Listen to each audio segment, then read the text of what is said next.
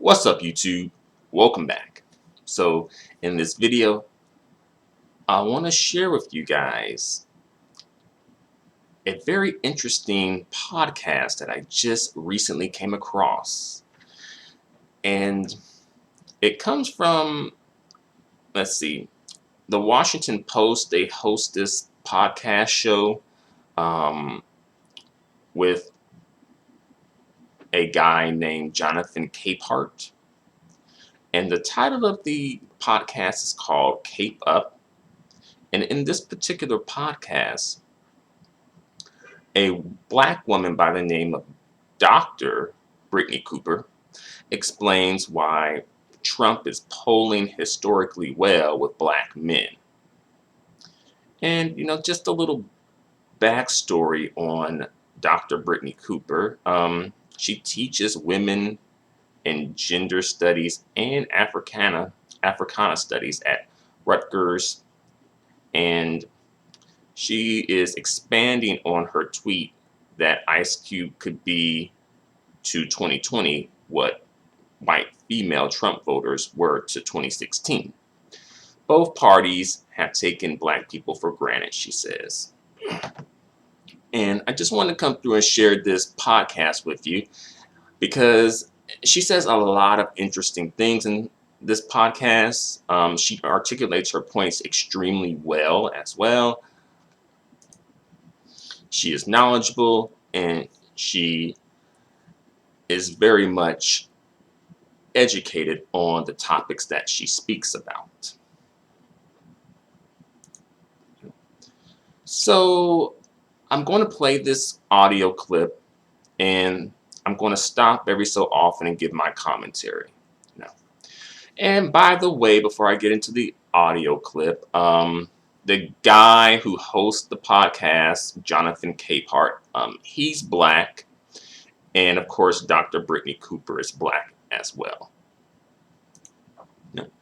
And the reason that I mention that is because perhaps some people may mistake the cadence of Jonathan's voice to be that of a non-black person's voice. And some people may view like, Dr. Cooper is speaking about, our black issues with non-black people. And I just want to dispel that right off the bat. All right. But nevertheless, I said what I got to say. So let's get into this.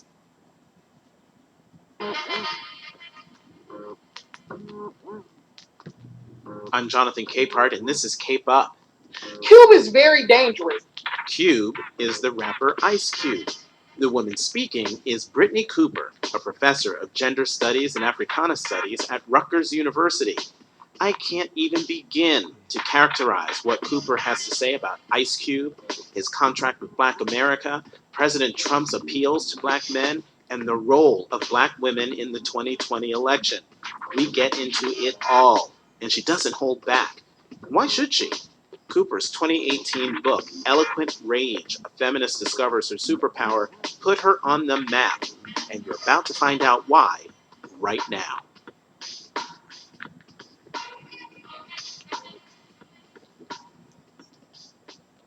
Brittney Cooper, thank you very much for coming on the podcast. Thanks for having me. So you're here today because of a couple tweets you sent out recently jumping in on the whole black vote, President Trump, and Ice Cube. And you sent this tweet: "Black men are breaking my heart with this caping for Cube cum Trump. Apparently, y'all want to be to 2020 what white women were to 2016. And this is why to be black and woman is to have to seriously consider daily what it means to get too close to either group, traitorous MFs." Okay, so I'm going to stop it right there. So I think right there, Dr. Brittney Cooper, she doesn't really, I haven't seen people put out the word doctor in her name, but I just wanted to throw that out there. But I guess, we can be a bit more informal here, So, our sister Brittney, I think she's talking about here like intersectionality where, the white feminists ain't crap, and the black dudes that you would expect to be more about that life and more concerned about black women kind of dropped the ball too. So yeah, I think, but it's like, okay, water's wet at this point, But let's get back into this. So, you have much more space than 280 characters. What are you talking about here? Yeah, so Ice Cube this week came out in support of this plan, the contract with Black America, and this platinum plan that he consulted with the Trump administration on that is supposedly about spurring investment in Black communities. And there are two problems with that. The first is that we know, if we've been paying any attention to the Trump administration, that he is absolutely committed to a kind of terrorizing of Black communities, everything from tear gassing protesters to telling the Proud Boys to stand back and stand by, to intimidating African American voters at the polls, to engaging in rampant campaigns of voter suppression, to refusing to condemn white supremacists wholesale. So it's absolutely He also called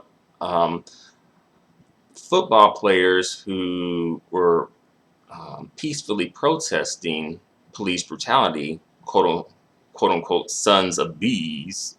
Well, I said SOBs, right? But yeah, Brittney, she definitely brings up some good points. It's like, well, this, But let's continue and hear what else she has to say. unconscionable that any Black person would think it were reasonable to come to the table to engage with a man who is so virulently and explicitly racist in the ways that this president has been. But the second part of this is that then Cube, who began his career with NWA in the 1980s, a group that is most well known for its song F the Police, now, sort of being in bed with Trump in a moment where one of the things that's happening as we're looking at voter turnout and voter behavior is that young Black men are underperforming in terms of their willingness to vote for the Democratic ticket and overperforming their past performance in terms of the Republican ticket, which is to say that currently Black men are polling at somewhere between 17 and 18% for Donald Trump. And that's a historically high number. We've not seen that number in the modern Republican Party of Black support, particularly from Black men. And so, why do you guys think that Trump is polling historically well with Black men? And Brittney's going to go on to explain why that is, or at least why she believes that is. But, I just wanted to put that out there. Why do you think that is? when Cube comes out and says the Trump administration is the group that is responsive to Black folks' concerns, then it creates this context for Black men to continue to jump ship. And what? Okay, did Ice Cube specifically say it like that, or maybe people are just implying that he's saying it because of him having an association with Donald Trump? I'm just, trying to be a little fair and balanced, you know. We know if we think structurally is that Black folks typically do better under Democratic administrations than Republican administrations. Cube is undercutting all of that, and everybody has been relying on Black women voters to come to the polls and pull the Democratic Party over the line. But our brothers, even if they don't... Oh, trust me, the burden always goes back to Black women. The burden always falls on Black women for some reason, somehow, some way. The burden always finds a way to come to Black women. And they'll be all like, Black women didn't show up enough in the polls, and that's why Donald Trump got a second presidency. That's why Joe Biden didn't win. Heck, they even did that with like the whole Nate Parker movie, Birth of a Nation, when it didn't perform as well as people thought it should have. And it was like, okay, well, Black women did show up more than Black men. All right. Shouldn't it be Black men getting the blame for it? Just saying. Let's continue. Totally at the same levels as us, have to vote at a very high level for the Democrat to have any chance of winning. Cube is undercutting that, and he's doing it in such a way that, like white women did in 2016, when there was a white woman at the top of the ticket and they would not vote for her. These white women said, we're going to throw our lot in with Mr. Pussy Grabber himself, who has cheated on his wife, and we know that he has. He won't release his taxes, and he's blatantly racist, and we're going to throw our lot in with protecting the racial prerogatives of white men than thinking about what it might mean to have a woman in the presidency who looks like us and shares some things in common with us. And so I said that Yeah, they voted for white male patriarchy. At least half of the white women who voted for Trump. All right. They stood by their man. All right, let's continue. would be to 2020 what these white women were to 2016, which is that the groups that you would think would be in solidarity with black women, other groups of women, other groups of black people, are making political choices that actually are going to undermine this kind of clear political vision that black women have towards a kind of progressive or left-leaning candidate winning the presidency. So I want to talk about black women more fully, but I have to ask you, because I bet there are some people who are listening to you and thinking, wait a minute, Donald Trump is getting close to 20%, like north of 15% support among African American men, given the indictment that you started out your answer with. What is the appeal of Donald Trump to black men? Here we This go. is critically important. So what polling suggests is that black men keep saying that they don't see any difference between Biden or Trump, and that they don't think that Biden will make race relations better. So when they were asked whether or not they think that Biden will improve race relations, they answered at something like only at 20 or 21% confidence that race relations would be better under a Biden administration. So that is what the ostensible argument is, that there's no distinction, right, between these candidates, and that they're tired of the Democratic Party taking them for granted. But really what this is about, in my estimation as a feminist scholar who thinks about these kinds of concerns around gender, is that this is black men being actually enamored with the kind of masculinity that Trump performs. Look, there are plenty of hip hop songs that have celebrated Donald Trump for the better part of 30 years because he's literally the dude in the club that's making it rain. He has lots of ladies. He cheats on his wife. He's on Twitter, right? This is a man who aspires to mediocrity in every part of his life, and yet it does not keep him from rising to the top, from getting access to the American presidency. And there is a way that black men have been made to believe that because white supremacy has worked on them primarily by restricting their access to all the spoils of manhood, to the money, to the political power, to even to the sort of more, I guess, noble power of protecting their women, for a lot of black men, their racial freedom aspiration is to just be equal with white men, which is to say, they want to be patriarchs or male dominant in the way that white men are. And so Donald Trump presents a path to that because he's really unintelligent. He's brute in the way that he says things. And we sort of know these brothers in our community. They don't read. They show up to the meeting. They want to run everything, but they're clearly not the tightest person in the room. They're not the most rigorous. It's a version of masculinity that he portrays, and these black men think that they can get on board with it. And it's also rooted in the idea that it's really deeply disdainful of women. He sees women as objects and ornaments, and his entire posture is about, I have a lot of money, so I'm smart, and look at all these women that I've had who are dope. And in a hip-hop ethos, that appeals to folks, which is why you see some of his most prominent supporters being folks like Kanye West and Ice Cube. And I think that's what brothers are responding to. And I think the people who are doing this thing with them in our community where they're saying, well, you know, young black men and black men more generally are so disaffected with this system because it is racist. And we really need to think about, do people not think that black women know the system is racist? Right. We live in the same house with these people. We go to the same churches. Our kids go to the same schools. You know, we're the folks who are putting money on the books of these dudes who are incarcerated, right? We literally live in community with these men, and yet somehow they think that they have a deeper understanding of racism than we have. And that disconnect between us is a thing I was trying to think about and talk about. Okay, I'm going to stop right there for a second. So yeah, so do you guys think that, you know, a segment of black men, let's say that, not all, a segment of black men are, you know, seemingly getting their idea of masculinity from white men, which would be understandable. You know, a lot of times we go on about black women, you know, getting their idea of femininity from white women and seemingly wanting to imitate them. Folks will go on for days about that, but we don't really seem to have the conversation of like, oh, you know, um, how black men can sometimes be imitating white men in a sense, right? And I think a lot of times we come at it from like a surface level too, where it's like, oh, well, you know, that black man isn't dyeing his hair blonde and putting on blue contacts. And I was like, well, yeah, duh, but there's more than one way to imitate a person, you know, to imitate something. You know, it doesn't always have to be aesthetically, it can be by actions, you know. And what else did she was saying like a lot of good stuff in there.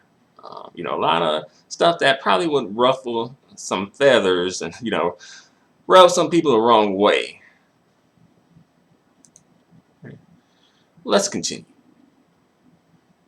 Ice Cube, in one of his videos, he says, you know, and I'm paraphrasing, we've been taken advantage of by everybody. Democrats keep making these promises, and we're still at the bottom.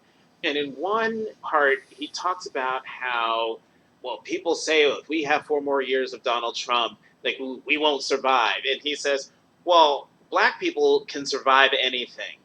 And when I heard that, I'm like, okay, on one hand, I see what you're saying, Ice Cube, in terms of the survival of the people. But on the other hand, dude, are your eyes not open to how much worse things could get for America?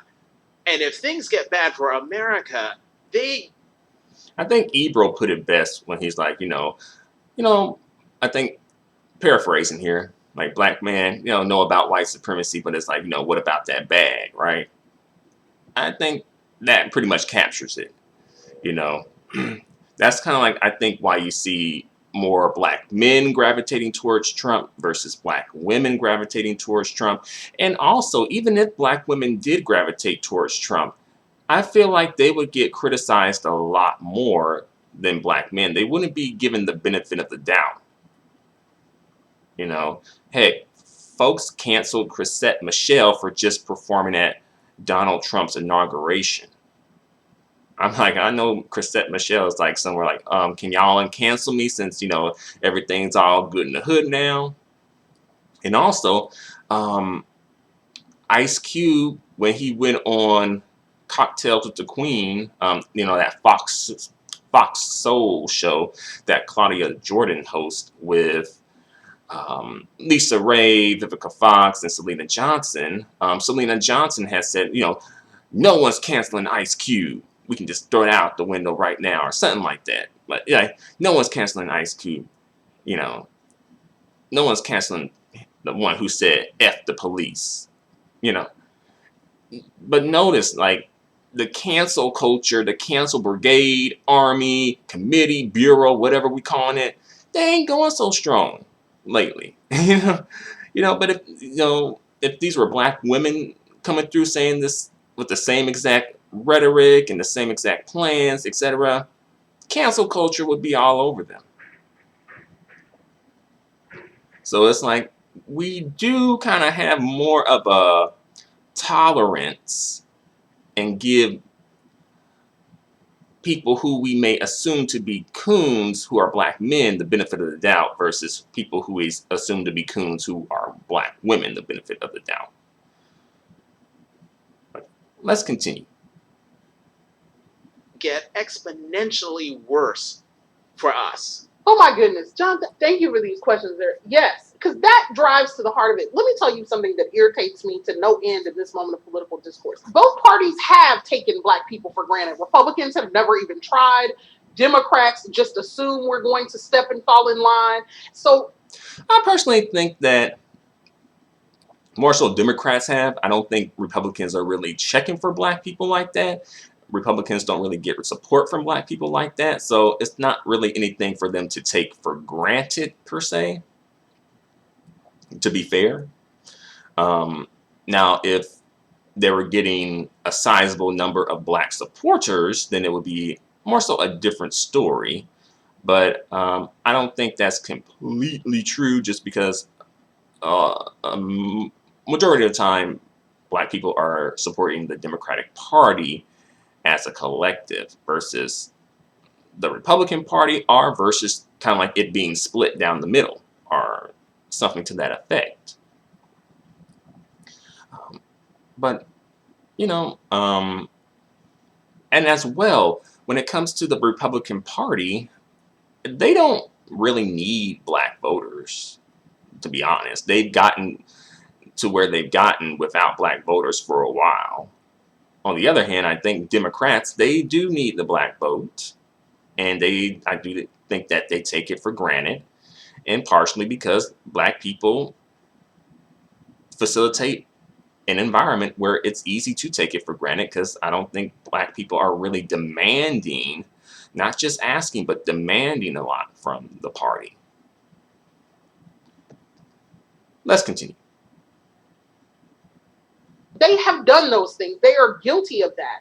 But the idea that there's no appreciable difference between these groups, Trump, who is a fascist, Trump, who will not concede to a peaceful transfer of power, Trump, who is literally telling people to go to the polls and intimidate black voters simply for exercising their right to vote, Trump, who will lock children up in cages, Trump, who will have undocumented women, many of whom are black women, being subject to forced sterilization in Georgia prisons and detention camps.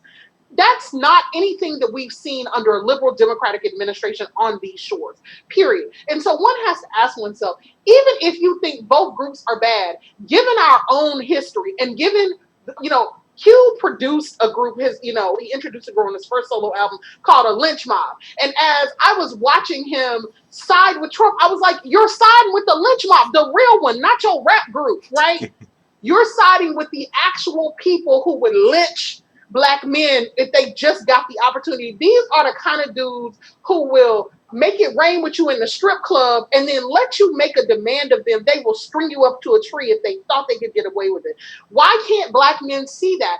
I don't understand the level of anger that says that because you recognize the sort of anodyne nature of white liberalism, that it doesn't pack the kind of progressive punch that we want, that you're then going to side with the people who literally are over here. We have an ammunition shortage in this country because these folks are stockpiling guns so hard for a race war that they want to have. And those are the people that you want to be in league with because somehow they're on our side, when Trump very specifically goes and does rallies and says, back in the day, we would have taken this disruptor at the rally out back, and we know what would have happened to him. So it boggles the mind. Okay, so Ice Cube has said that he does not endorse Trump, but I do feel that him being associated with Donald Trump is an endorsement within itself, even though he has not come out and said, I endorse Donald Trump, I am Republican, I am conservative, etc. Even though he hasn't said those things, people are going to take this at face value, and that's what people are going to run with.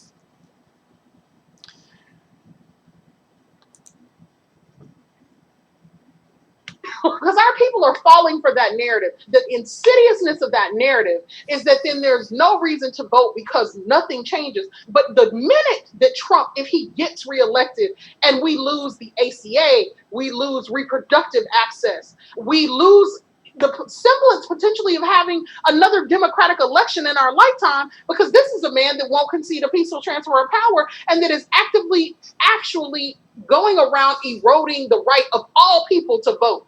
And so I'm like, what are these dudes? Like, the only thing that would make you do that is an aspiration to that kind of power and dominance. Cube is very dangerous. And finally, let me say this. This is a man, Ice Cube, who 4 years ago tweeted, I will never endorse Donald Trump. 2 years ago tweeted that the man should be locked up. But now today, because he caught, it's that thing, Jonathan. Cube got out here and showed his ass because the Trump administration dared to call him back. That's all about ego. The Biden administration didn't call you back, even though Simone Sanders did respond to him when he initially put out this claim. They didn't call you back because you're not no activist or organizer in the community. You're an entertainer, Cube, an entertainer. And so they're talking to the people who are on the ground working with folks to corral concerns. And the only thing that I've ever seen in my history of studying activism and my participation in activism that will make Black men skip over the folks who are on the ground doing the work is the idea that they are the ones who get the phone call and the mic. It is super seductive to all of them. Whew. Now y'all see why I needed to have Brittney Cooper on to talk this out and to talk this through. Before I move on, Yeah, she was saying a lot of things, you know. I'm happy you had her on too. Um, but I want to talk about a couple of things that she said, if I can remember. Do you think this is about ego? I'm going to say that it's not. I don't think when it comes to Ice Cube, I don't think this is like purely about ego. Maybe ego might be kind of tipped in there a little bit here and there. But as well, I think that maybe Ice Cube just ran with the people who seemingly showed interest in his idea and seemingly have the resources to implement it. He said that he reached out to both sides, like, you know, the Trump administration as well as Biden and his team. And I believe that he did receive an invite to Kamala Harris, her like Zoom meeting that she was having with like some entertainers. I know Killer Mike was a part of it as well as Snoop Dogg. I'm like wondering where Snoop Dogg, how he's coming in here, especially after what he said about Gayle. And that's the thing too. Like we got Cardi B on the mic. I'm like, you know, like, are these people really the best people? Like Cardi B, she don't even claim to be a Black woman half the time. Like we got to find out, you know, check her Instagram to find out if she's a Black woman this week. So like, why are these folks being hit up for like meet and greets or whatever we want to call them with the Biden administration? And I think that when it comes to Ice Cube and the Trump administration, I think they probably did at least show some interest in it because they probably wanted to have the optics of being associated with Ice Cube, as far as perhaps being a bit more attractive to Black voters, right? So that could have been part of the reason, or a big majority of the reason why they, you know, decided to, you know, take him up on his offer, so to speak, or at least seemingly take him up on his offer. Let's continue. to Black women, what's been the reaction, Black men, to what you said on Twitter and what you say now? Because I'm sure this is not the first time you've said what you said. Look, this conversation is the hardest conversation to have in Black communities. That moment when Black women call Black men out and say, you need to do better. So there have been a couple of responses. A lot of brothers, particularly the brothers who don't want to vote for Biden and who are feeling every type of way about it, were quite vicious. They have trolled me. They have tried to switch this around and say that basically the rest of us are the sheep of the Democratic Party, that we're shills for a kind of liberal agenda. Apparently, we're being paid money from the Democratic Party to collude against Black men, against the system. And I just want to say that the 1975 called and she wants her Black nationalist politics back. That's not what's happening here. You know, like, come on. What are we? Yeah, there goes that victim narrative again that many Black men like to run with, and that we do see perpetuated in the media as well. That victim narrative, like everyone's out to get the Black man, the Black woman's out to get the Black man, the white man's out to get the Black man, the system's out to get the Black man. Not so much the white woman or the non-Black woman though, but everyone's out to get the Black man and just trying to, you know, sabotage the Black man, you know. So there we go, running again with that, you know, some Black men running with, you know, the victim narrative and playing the victim, and everyone's against the black man. Let's continue. Talking about, but also some brothers have said, look, like, I'm actually really concerned about this, because the thing that I tried to make very clear, I'm not coming for all brothers. Most brothers who vote in the aggregate vote with black communities more generally. They vote for the Democratic ticket. The issue here was I didn't come after these Trump dudes because I just wanted to come after black men. I came after them because the increasing levels of support, if these brothers go out in any level of numbers to vote, actually can swing the tenor of this election. So it's dangerous. So I was like, I'm not coming after the brothers who are, even if they're having to hold their noses to do it, are going to show up to the polls and vote and are going to vote Biden because he's the only other viable candidate as an option that we have. But let me say this thing, though. But I did hear, in my text messages in the group chat and all that, that some brothers that I think should know better felt some type of way and said that I was attacking black men more generally. And there was this move by even a couple of dudes who are professors and who study this kind of work to come and defend brothers. And the thing that I want to say to them is, A, what is that thing where you can't see the distinction, right? That I'm talking to a particular group of black men. I'm not talking to all of you. But B, if you do see that distinction, what is the thing that makes you then say, well, we need to try to understand these brothers who want to vote for Trump? Because the last time I heard that argument was all of the post-mortem of the 2016 election, when people wanted to talk about white liberals wrote op-eds telling us that we really needed to understand the disaffected white working class and their vote for Trump. And black people were deeply offended by those claims. And now what we're being told is that we need to understand why brothers who have been pushed out of the system want to support the dude who plans to push them out of the system more. I have no patience for it.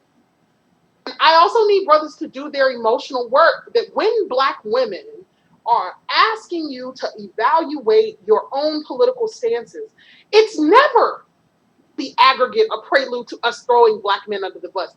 We are out here risking our lives in a pandemic to vote and to turn out votes precisely because we know how devastating conservative politics is for black communities. Both when those politics come from liberals who practice fiscal conservatism like the Clinton administration did, but also particularly when it comes from the GOP.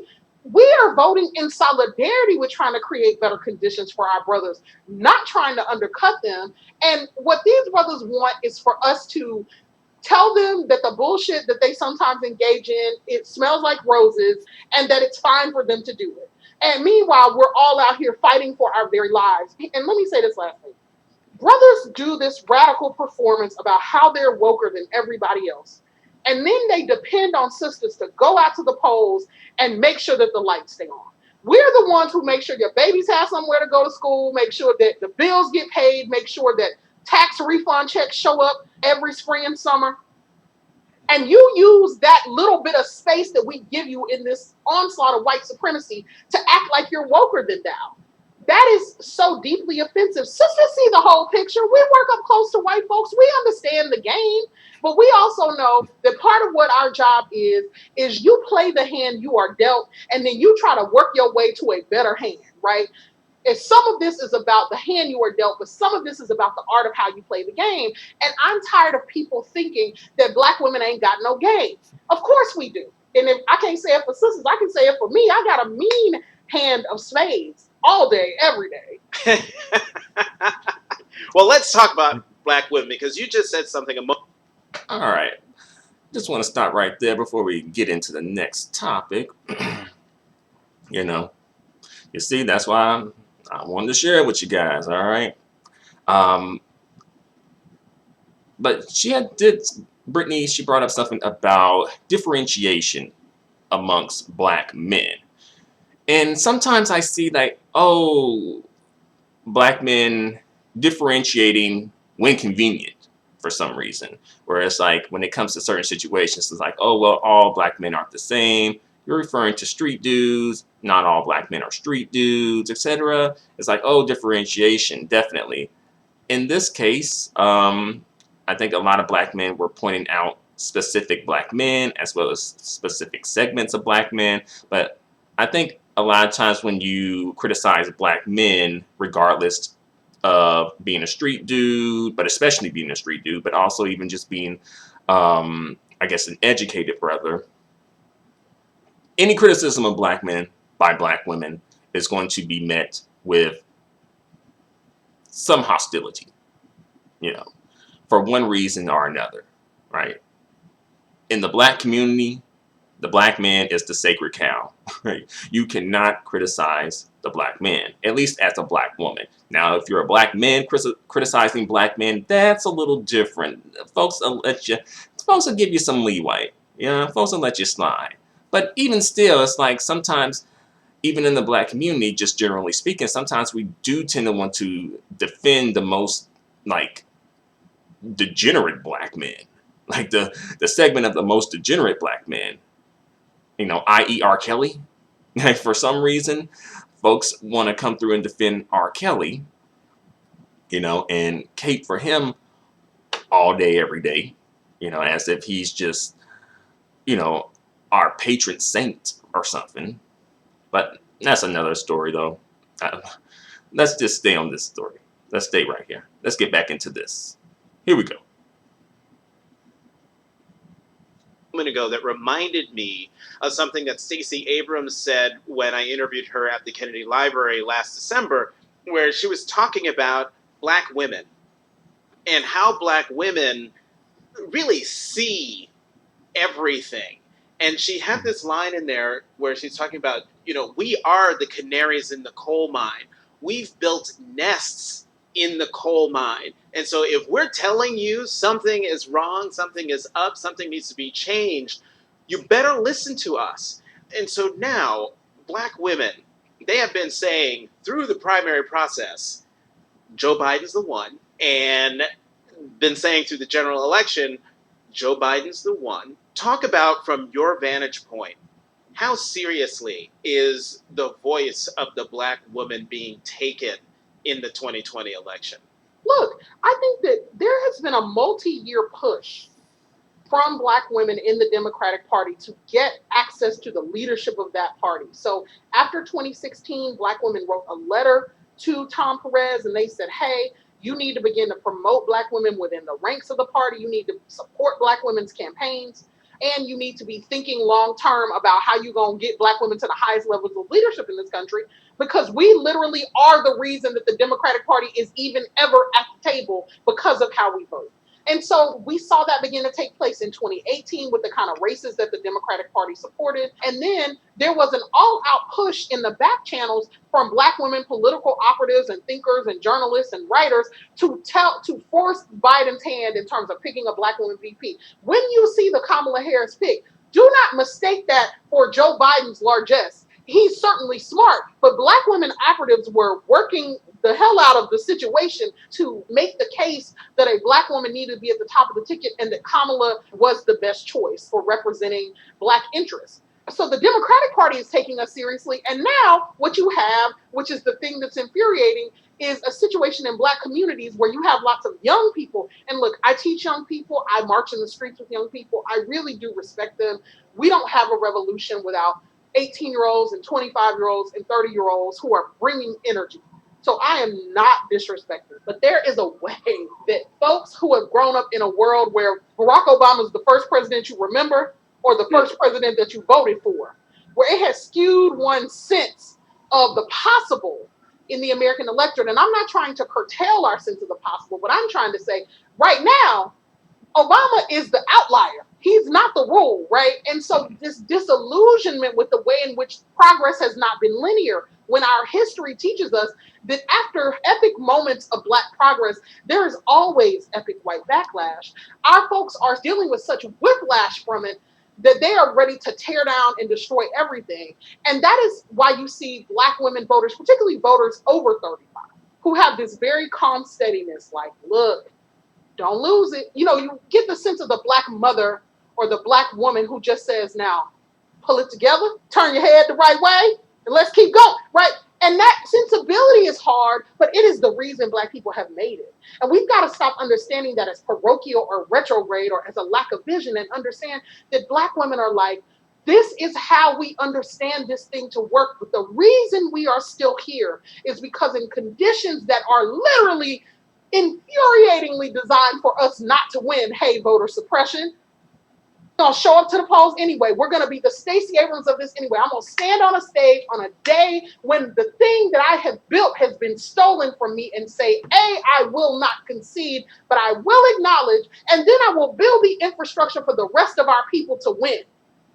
That is Black women's political sensibility, and it is most deserving of respect because it's not this easy, superficial wokeness or progressivism. It is the kind of politics that recognizes what it actually takes to build a new world. And so much of that work of building the world we want to see is so deeply unglamorous because it's in the daily, like helping your children to love their Blackness and talking crazy to the white teacher that don't want them to see it and fighting the courts because they want to suspend your Black child for having a plastic toy gun in the house. It's the daily mundane work that Black women have been primed and socialized to do that is why we have this sense, like, let me say this last thing. I'm more to the left of Biden.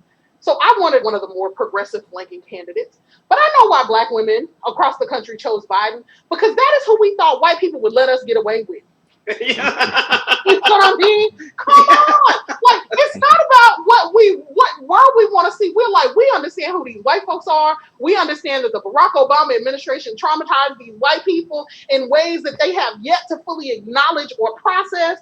And so what white people are demanding from America, whether they're more liberal or more conservative, they want a status quo that feels reasonable and familiar to them. And Joe Biden is on the liberal side of that familiar status quo. Black folks deeply get the psychology of white people. Black women get it, I would argue, more than anybody else because of all the decades and centuries we spent cleaning white folks' houses and raising their children. We get it. So what we have said, in the aggregate as voters is that the country ain't ready for that. That what Trump proved is that these white people need a return to some kind of status quo that they can build more slowly from.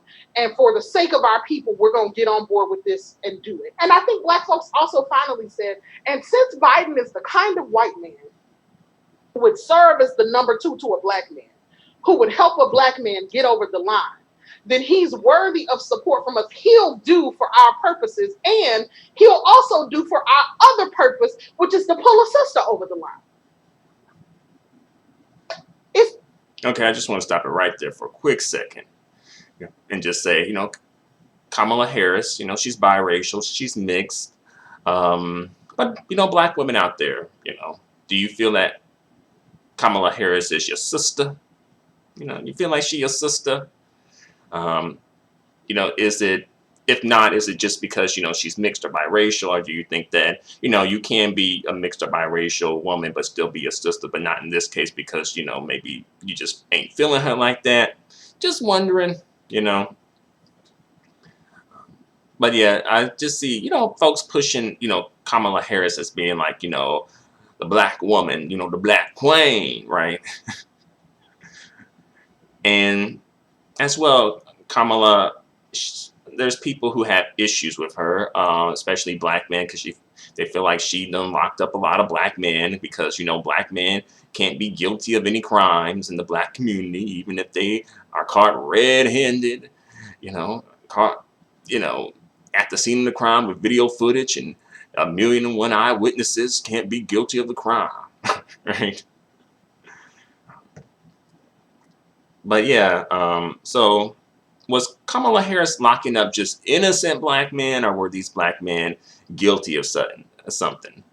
And then, is it about her trumping up the charges, giving them exorbitant amounts of time to serve or something, Because, like, if folks are doing criminal activity, they have to be punished, right? And as well, when it comes to Black men, a lot of times Black men's victims are a lot of times Black people, especially Black women. Just saying. It's not complicated. Yeah, and it's not so pedestrian or basic or just rooted in notions of representation as people think. It seems to me that Black women have a really clear sense about how this game works, and they trying to figure out how they can get the most things out of it. Brittney, man, this episode is coming out on a Tuesday, but it certainly feels like I'm in church on a Sunday. A lot of what you're saying is you're talking about the power of Black women and the power in their expressing their voice. It's the voice of Black women. And I want to get your thoughts on another controversy, this one involving a Black woman, Megan Thee Stallion. I remember watching Saturday Night Live and she's performing her thing. And then all of a sudden there's this Breonna Taylor protest right in the middle of her song. And I stopped everything I was doing and I thought, oh my God, this is spectacular. I've never seen anything like it. She caught all kinds of hell. She wrote a piece in the New York Times. I'd love to get your thoughts on this because I know you have thoughts on this. She writes, many of us began to put too much value, us meaning Black women, too much value to how we are seen by others. That's if we are seen at all. The issue is even more intense for Black women who struggle against stereotypes and are seen as angry or threatening when we try to stand up for ourselves and our sisters. There's not much room for passionate advocacy if you are a Black woman. Let me tell you something. I love Megan Thee Stallion. It's Megan Thee Stallion, Thee. Oh, oops, yes. I'm sorry, I put an R in there. Megan Thee Stallion. Thee Stallion, right? Her journey has been amazing to watch. Let me just give people a little context. A couple of months ago, right at the end of the summer, Meg's former partner, Tory Lanez, an R&B singer, shot her in the feet. Rapper? Shot her in the feet. And when they got out of the car, even though she's bleeding, she's trying so hard to make sure that the cops don't arrest this Black man who has committed this violent act against her, that she lies about what happens initially to the police, doesn't tell them that he has shot her. That is often the condition that Black women are in, that we are brutalized by our brothers. And then, because we are so worried about what racism is going to do to them, we don't then own our own need for help. She was lambasted when she didn't admit to what he did. And then when she finally did admit it, she was called a snitch. For most of the summer, the fact that the top women's rapper in the game right now was shot by her boyfriend barely made the news cycle at any large level. And yet, what you have seen her do in the interim is pivot, heal, talk about the travesty of what has happened to Breonna Taylor, use her platform to represent that, and then to come into the public and make a series of claims about how Black women are being treated, about why she unapologetically owns her sexuality. And to be clear, the controversy over Meg Thee Stallion is not about the fact that she has political opinions about Black women's lives. It is about the fact that she's unapologetic about her sexuality. Meg Thee Stallion is the champion of twerkers. She has knees that my 25-year-old self envies. She does not apologize for that. And one of the things that besets all women is the idea that we could be both sexual beings and intellectual or virtuous beings and be beings worthy of protection. And so Meg presents a conundrum for the culture because she's demanding that we see her on all those terms, right? That we understand her and accept her as a person who is in control and in charge of her own sexuality unapologetically, but that we also understand her as someone educated and intellectual and politically engaged. And that we understand her as somebody who has a voice and that she's going to use that voice not to be the kind of woman in hip hop who allows dudes to sort of continue in their misogyny unchecked, but rather that she's going to try to reframe that conversation and be a champion for women. All women, right? Cardi B certainly has been political in this way, but Meg in some ways is just more articulate. And the other thing that I like about her op-ed in the New York Times That's is an understatement. she rejects this competition that people have tried to set up between her, Cardi B, and Nicki Minaj. Mm-hmm. She calls for a really different ethic of engagement and basically says, look, this is the thing y'all do to women. Y'all say that there can only be one, but all of us are unique and beautiful and bring something to the table. I think that she's worthy of being celebrated, but I also think that we've got to think about in the culture that part of the reason that she would defend Breonna Taylor is, let me say too, because the day after Daniel Cameron refused to bring charges against the cops that killed Breonna Taylor, the guy who shot Meg Thee Stallion put out a 17-song album talking about how he didn't shoot her. That was like a free surprise Beyonce drop at midnight kind of album of 17 tracks all about what he didn't do to Meg. So what you have is these two stories. One in which Breonna Taylor's boyfriend tries to stand up and defend her and can't do it, and is in a devastating sense not able to be that kind of brother that we all want, that will stand with us in these harrowing moments. He chooses to answer our deep cultural woundedness in that moment about that by talking about basically his right to shoot his woman and not have any accountability for it. So the fact that this girl, who is, I mean, she's a young woman, that she has experienced all of that, and that in this moment, what she is doing is calling us to a different kind of political sensibility about young women, it just makes her incredibly significant, and I so deeply admire. Your book is called Eloquent Rage, A Black Feminist Discovers Her Superpower. What was that superpower? My superpower is my rage, if you can't tell. The thing that I've learned over many years is that rather than letting white folks sort of discipline me through the accusation that I'm an angry Black woman, which is just... And Black people, Black men too. That happens in the Black community too. Let's be real. To rob us of feeling justified when terrible things happen and our right to be angry. Recognizing that, yes, we have the right to be angry about the injustices that we face, and that just because we're angry doesn't mean that we have to be destructive, that we have to be disrespectful, that we have to sort of be a walking, sort of ball of chaos, but rather that given that white supremacy and patriarchy and capitalism are always going to induce Black rage because of their inability to recognize Black humanity, then what that means is that I'm always going to have this well of power to draw from to build the world I want to build. So I'm not going to leave my anger on the table. I'm not going to try to make white people comfortable by not showing my anger.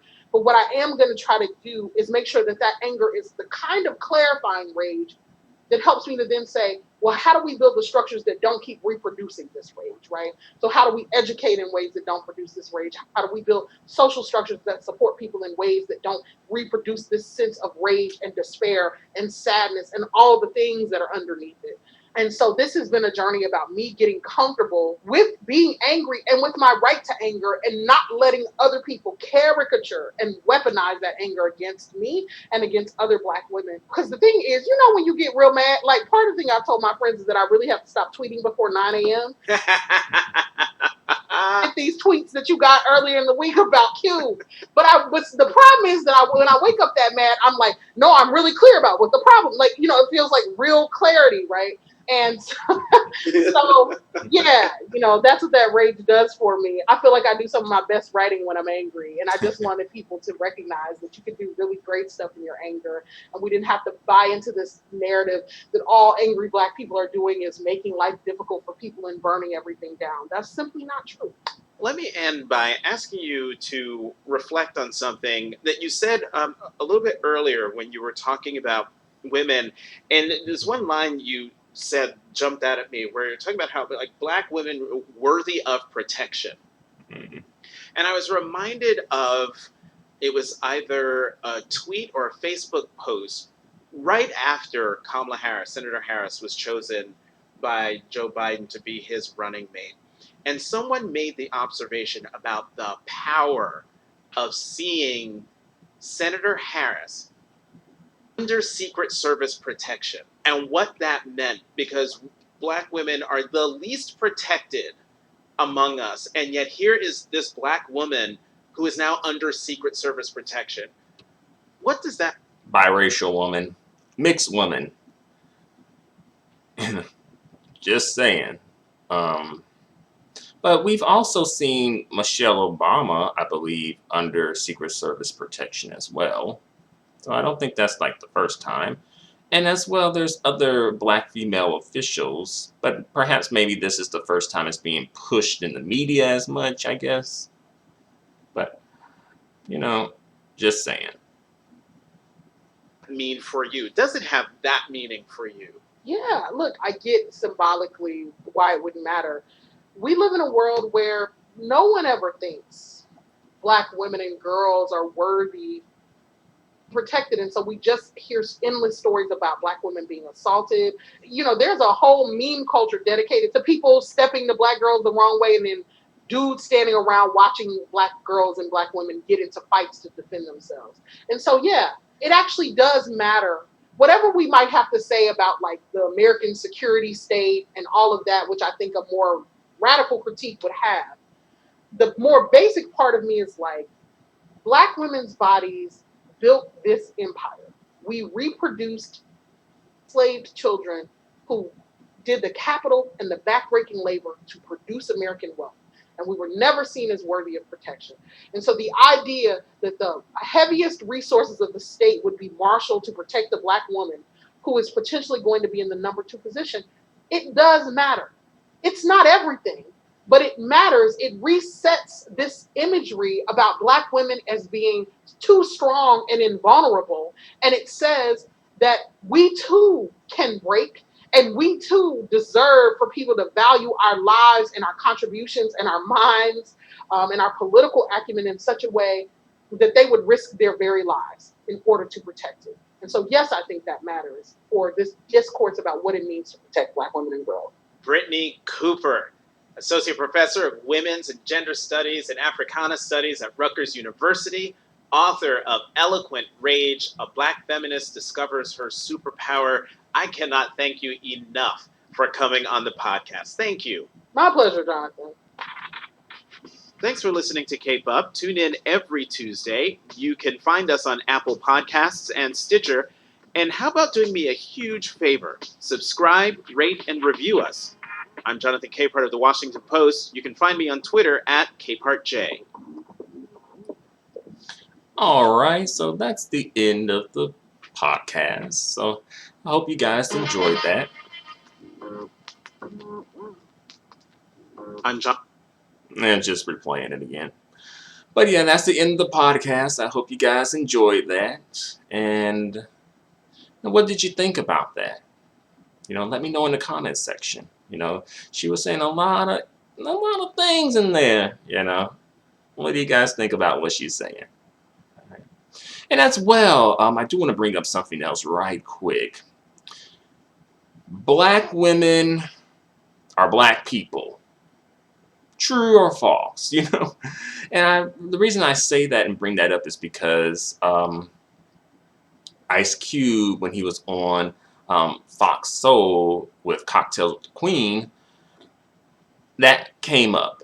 And there were some people in the comments section, a lot of people in the comments section saying that, well, Black women are Black people. And I'll say, by definition, Black women would be considered Black people, because people can be human beings, both male and female. Yes, so Black people would include Black men and Black women. That is true by definition. But in reality, I just don't think that's completely the case, where it's like, yeah, Black women are included in Black people, but really the issues that affect Black women aren't really being prioritized, let alone addressed, So I think that's where folks were coming from. Well, the panel was coming from, And I know that's a bit off topic, but I just wanted to bring that up, That kind of just popped into my mind. And I just wanted to see what you guys think about that. But, as far as this, definitely Brittney Cooper did her thing. She delivered the sermon. She said a lot of interesting stuff in there. And that's why I wanted to come through and share it with you guys and see what you guys think about what she has to say. So let me know what you have to say in the comments section. Thanks a lot and have a nice day. Adios and goodbye for now.